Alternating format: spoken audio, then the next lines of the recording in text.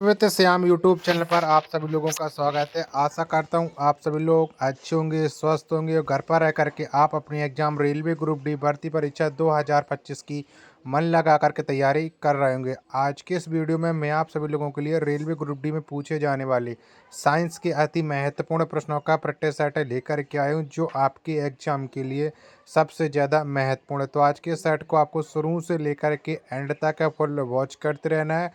अगर आपको ये वीडियो पसंद आए तो प्लीज़ आप लोग इस वीडियो को लाइक और चैनल को आप लोग के सब्सक्राइब करना बिल्कुल ना भूलें। साइंस के अति महत्वपूर्ण 40 प्रश्न हैं जो आपको इस वीडियो के माध्यम से कराने वाला। तो चलिएगा फिर शुरू करते हैं आज का अपना ये साइंस के अति महत्वपूर्ण प्रश्नों का प्रैक्टिस सेट।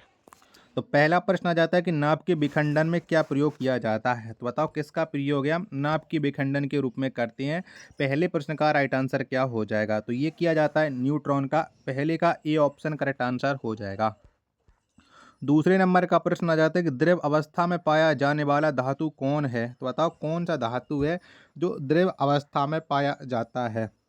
तो पारा ये द्रव अवस्था में पाया जाता है। प्रश्न संख्या 2 का डी ऑप्शन करेक्ट आंसर हो जाएगा।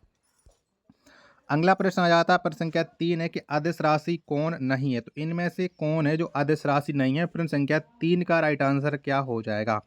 तो संवेग ये अदिश राशि नहीं है। 3 का डी ऑप्शन राइट आंसर हो जाएगा।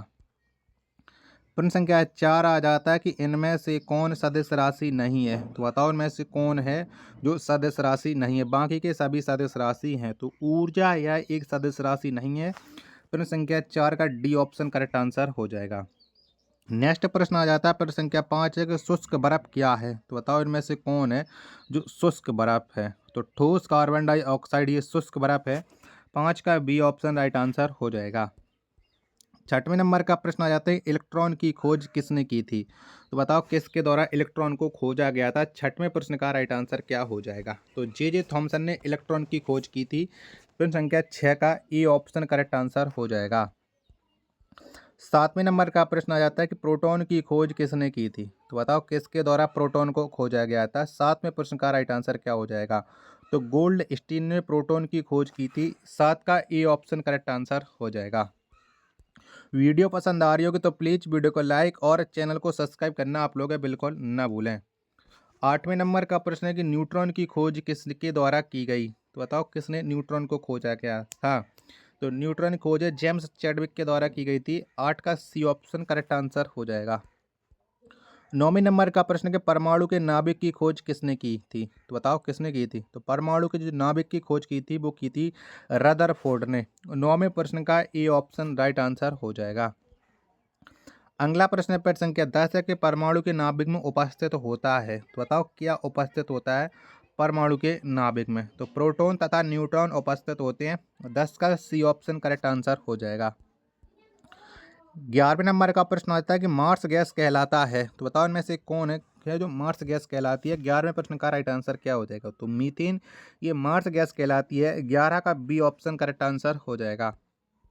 अगला प्रश्न प्रश्न संख्या 12 कि नोबेल गैस कहलाता है। तो बताओ कौन है जो नोबेल गैस कहलाती है। 12वें प्रश्न का राइट आंसर क्या हो जाएगा। तो हीलियम ये नोबेल गैस कहलाती है। 12 का सी ऑप्शन राइट आंसर हो जाएगा। प्रश्न संख्या 13 आ जाता है कि सबसे हल्की धातु क्या है।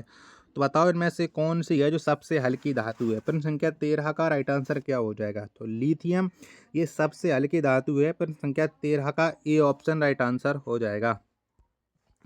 प्रश्न संख्या 14 आ जाते हैं कि सबसे भारी धातु क्या है। तो बताओ इनमें से कौन है जो सबसे भारी धातु है। तो ओस्मियम क्या ओस्मियम ये सबसे भारी धातु है। 14 का डी ऑप्शन करेक्ट आंसर हो जाएगा।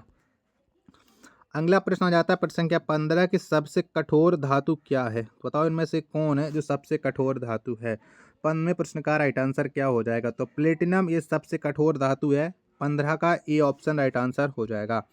आशा करता हूं कि ये वीडियो आपको ज़रूर पसंद आ रही होगी। तो प्लीज़ आप लोग इस वीडियो को लाइक और चैनल को आप लोग सब्सक्राइब करना बिल्कुल ना भूलें। चलिएगा नेक्स्ट प्रश्न आ जाता है प्रश्न संख्या 16 है कि सबसे कठोर पदार्थ क्या है। तो बताओ इनमें से कौन है जो सबसे कठोर पदार्थ है। तो हीरा ये सबसे कठोर पदार्थ हो जाता है। 16 का सी ऑप्शन राइट आंसर हो जाएगा। अगला प्रश्न है प्रश्न संख्या 17 आ जाता है कि सबसे अधिक प्रत्यास्थ धातु कौन है। तो बताओ कौन सी है। तो सबसे अधिक जो प्रत्यास्थ धातु है ये हो जाती है स्टील। 17 का सी ऑप्शन करेक्ट आंसर हो जाएगा।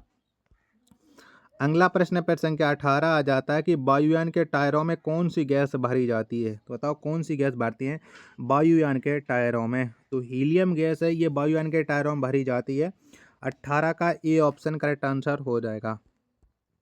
नेक्स्ट प्रश्न प्रश्न संख्या 19 आ जाता है कि हंसने वाली गैस कौन है। तो बताओ कौन सी है जो हंसने वाली गैस होती है। 19 में प्रश्न का राइट आंसर क्या हो जाएगा। तो नाइट्रस ऑक्साइड ये हंसने वाली गैस होती है। 19 का सी ऑप्शन राइट आंसर हो जाएगा। प्रश्न संख्या 20 आ जाता है कि भारी जल का रासायनिक नाम क्या है। तो बताओ कौन सा है भारी जल का रासायनिक नाम। तो ड्यूटेरियम ऑक्साइड ये भारी जल का रासायनिक नाम हो जाता है। प्रश्न संख्या 20 का डी ऑप्शन करेक्ट आंसर हो जाएगा। अगला प्रश्न है प्रश्न संख्या 21 है, कृत्रिम वर्षा के लिए किसका प्रयोग किया जाता है। तो बताओ किसका प्रयोग करते हैं। तो कृत्रिम वर्षा के लिए सिल्वर आयोडाइड का प्रयोग किया जाता है। प्रश्न संख्या 21 का ए ऑप्शन करेक्ट आंसर हो जाएगा। अगला प्रश्न प्रश्न संख्या 22 आता है कि 18 कैरेट में शुद्ध सोने की प्रतिशत मात्रा कितनी होती है। तो बताओ कितनी होती है। तो 18 कैरेट सोने में जो शुद्ध सोने की प्रतिशत मात्रा होती है ये होती है 75%। 22 का सी ऑप्शन करेक्ट आंसर हो जाएगा। प्रश्न संख्या 23 आ जाती है, कच्चे फलों को पकाने के लिए किसका प्रयोग किया जाता है। तो बताओ किसका प्रयोग करते हैं जिससे कच्चे फल हैं वो जल्दी पक जाते हैं। तो एसिटिलीन का प्रयोग किया जाता है।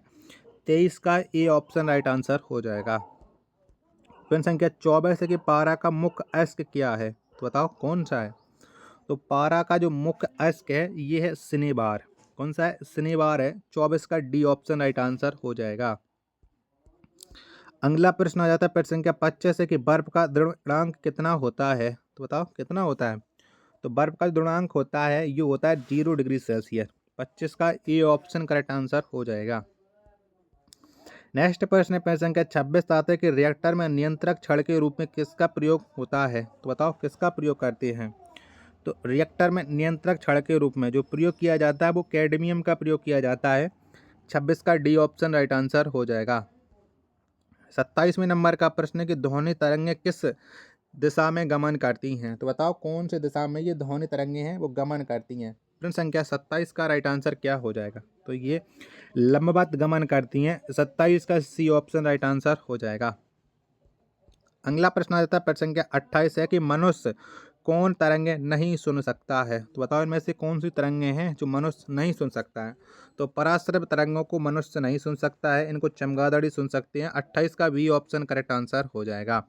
आशा करता हूं कि ये वीडियो आपको जरूर पसंद आ रही होगी। तो प्लीज़ आप लोग इस वीडियो को लाइक और चैनल को आप लोग सब्सक्राइब करना बिल्कुल ना भूलें। नेक्स्ट प्रश्न आता है प्रश्न संख्या 29 है कि मानव नेत्र की स्पष्ट दर्शन की न्यूनतम दूरी कितनी होती है। तो बताओ कितनी होती है। तो स्पष्ट दर्शन की जो न्यूनतम दूरी होती है वो 25 सेंटीमीटर होती है। 29 का सी ऑप्शन करेक्ट आंसर हो जाएगा। प्रश्न संख्या 30 आ जाता है आपके सामने, गोबर गैस से प्राप्त होने वाली गैस क्या है। तो बताओ कौन सी गैस है जो गोबर गैस से प्राप्त होती है। तो मीथेन गैस है, ये गोबर गैस से प्राप्त होती है। प्रश्न संख्या 30 का ए ऑप्शन राइट आंसर हो जाएगा। अगला प्रश्न आ जाता है प्रश्न संख्या 31 है कि बायोगैस का महत्वपूर्ण घटक क्या है। तो बताओ कौन सा है। तो बायोगैस का जो महत्वपूर्ण घटक हो जाता है वो हो जाता है मीथेन। 31 का डी ऑप्शन राइट आंसर हो जाएगा। 32वें नंबर का प्रश्न कि सोडा वाटर बनाने के लिए किसका प्रयोग किया जाता है। तो बताओ किसका प्रयोग करते हैं सोडा वाटर बनाने के लिए। तो CO2 का प्रयोग किया जाता है सोडा वाटर बनाने के लिए। 32 का बी ऑप्शन राइट आंसर हो जाएगा। अगला प्रश्न है प्रश्न संख्या 33 है कि लोहे का सबसे शुद्धतम रूप कौन सा है। तो बताओ कौन सा है। तो लोहे का जो सबसे शुद्धतम रूप होता है वो होता है पिटवा लोहा। प्रश्न संख्या 33 का ए ऑप्शन करेक्ट आंसर हो जाएगा। नेक्स्ट प्रश्न है प्रश्न संख्या 34 कि बेवकूफ़ों का सोना किसे कहा जाता है। तो बताओ किसको कहते हैं बेवकूफ़ों का सोना। तो पायराइट्स को बेवकूफ़ों का सोना कहा जाता है। प्रश्न संख्या 34 का बी ऑप्शन एकदम इसका करेक्ट आंसर हो जाएगा। नेक्स्ट प्रश्न है प्रश्न संख्या 35 कि LPG की गंध को पहचानने के लिए उसमें क्या मिलाया जाता है। तो बताओ क्या मिलाने से LPG गंध का पता लगाया जाता है। तो उसमें मिथाइल मरकैप्टोन मिलाते हैं। क्या मिथाइल मरकैप्टेन मिलाते हैं। 35वें प्रश्न का सी ऑप्शन करेक्ट आंसर हो जाएगा। नेक्स्ट प्रश्न संख्या 36 आता है कि सबसे हल्का तत्व है, तो बताओ कौन सा है। तो सबसे हल्का तत्व हो जाता है हाइड्रोजन। क्या हाइड्रोजन होता है सबसे हल्का तत्व। 36 का ए ऑप्शन करेक्ट आंसर हो जाएगा। प्रश्न संख्या 37 है आपके सामने कि लोहे की मात्रा सर्वाधिक किस में पाई जाती है। तो बताओ किस में पाते हैं लोहे की मात्रा सर्वाधिक। तो लोहे की जो सर्वाधिक मात्रा है ये हरे पत्तेदार सब्जी में पाई जाती है। 37वें प्रश्न का डी ऑप्शन करेक्ट आंसर हो जाएगा। 38वें प्रश्न आ जाता है आपके सामने कांसा किसका मिश्र धातु है। तो बताओ कांसा है वो किसका मिश्र धातु है। तो ये तांबा तथा टिन का मिश्र धातु है कांसा। 38 का सी ऑप्शन राइट आंसर हो जाएगा। नेक्स्ट प्रश्न पर संख्या 39 आ जाता है कि रेफ्रिजरेटर में जल को ठंडा करने के लिए किस गैस का प्रयोग किया जाता है। तो बताओ कौन सी गैस का प्रयोग करते हैं जिससे रेफ्रिजरेटर में जल ठंडा हो जाता है। तो इसमें जो प्रयोग किया जाता है वो किया जाता है अमोनिया गैस का। 39 का ए ऑप्शन करेक्ट आंसर हो जाएगा। लास्ट प्रश्न पर संख्या 40 कि अश्रु गैस कहलाता है। तो बताओ इनमें से कौन है जो अश्रु गैस कहलाती है। प्रश्न संख्या 40 का राइट आंसर क्या हो जाएगा। तो क्लोरो एसिटोफिनोन ये अश्रु गैस कहलाती है। 40 का बी ऑप्शन करेक्ट आंसर हो जाएगा। आशा करता हूँ कि ये वीडियो आपको जरूर पसंद आई होगी। तो प्लीज़ आप लोग इस वीडियो को एक बार लाइक और चैनल को आप लोग सब्सक्राइब करना बिल्कुल ना भूलें। मिलते पर अपने एक और नेक्स्ट वीडियो के साथ, तब तक के लिए धन्यवाद।